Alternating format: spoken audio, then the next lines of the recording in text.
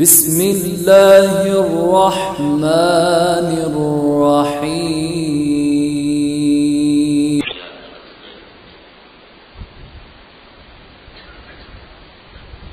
سلیمان علیہ السلام تخت سلیمانی پر اڑ رہے تھے اور نیچے چوینٹی نے اپنی قوم قبیلے کو کہا ادخلوا مساکنکم، اپنے اپنے بلوں میں چلی جاؤ، لا یحطمنکم سلیمان وجنودہ وہم لا یشعرون۔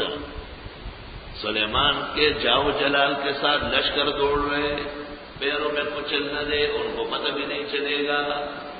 چوینٹی کو پتہ ہے کہ سلیمان اور اس کا لشکر لا یشعرون، لیکن بڑے بڑے اعلیٰ حضرتوں کو پتہ نہیں ہے کہ مخلوق غیبدان نہیں ہو سکتی۔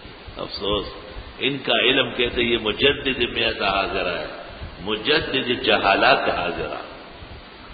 لا یشعرون، سلیمان کے اوپر کہہ رہے تو نہیں جانتے، ان کو صرف وہ پتہ ہے جن کو دیکھ لے، جو ان کے علم میں نہیں ہے ان کو نہیں جان سکتے۔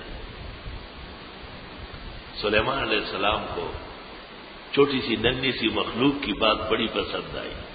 فتبسم ضاحکا من قولها، حضرت مسکرائے ہنستے ہوئے، وقال رب اوزعنی ان اشکر نعمتک التی انعمت علی وعلی والدی وان اعمل صالحا ترضاه وادخلنی برحمتک فی عبادک الصالحین۔ حضرت سلیمان آئے، چوینٹی سے ہم کلام ہوئے اور کہا کہ سلینی ما شئتی، مانگے جو مانگنا ہو، کیا چاہیے، میں تو بادشاہ ہوں، وفر برد۔ چوینٹی نے کہا زد لی رزقی، میری روزی بڑھا دے۔ سلیمان علیہ السلام نے کہا وہ مخلوق نہیں کر سکتی، رزق اللہ کے ہاتھ میں۔ کہا زد لی اجلی، پھر میری عمر بڑھا دے۔ سلیمان نے کہا یہ بھی نہیں ہو سکتا۔ تو چوینٹی نے کہا لا اسألک ثالثا، تیسری چیز مجھے نہیں چاہیے۔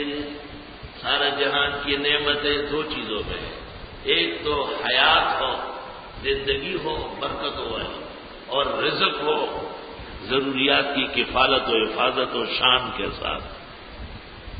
تو چوینٹی نے سلیمان کو کہا کہ جس کے اختیار میں نہ رزق کا بڑھنا ہو نہ عمر کا بڑھنا ہو، اور وہ کہے کہ بادشاہ ہوں اور میرے پاس سب کچھ ہے، مجھے سمجھ نہیں آ رہا۔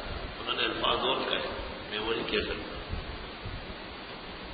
انہوں نے کہا ایسے بادشاہ کو شرم نہیں آتی جو اپنے آپ کو بادشاہ کہے اور کسی ایک مخلوق کی کیا اپنی عمر نہیں بڑھا سکتا، ایک دن ایک لمحہ نہیں بڑھا سکتا، اور رزق کا ایک دانہ نہیں بڑھا سکتا، تو کس چیز کا بادشاہ ہے؟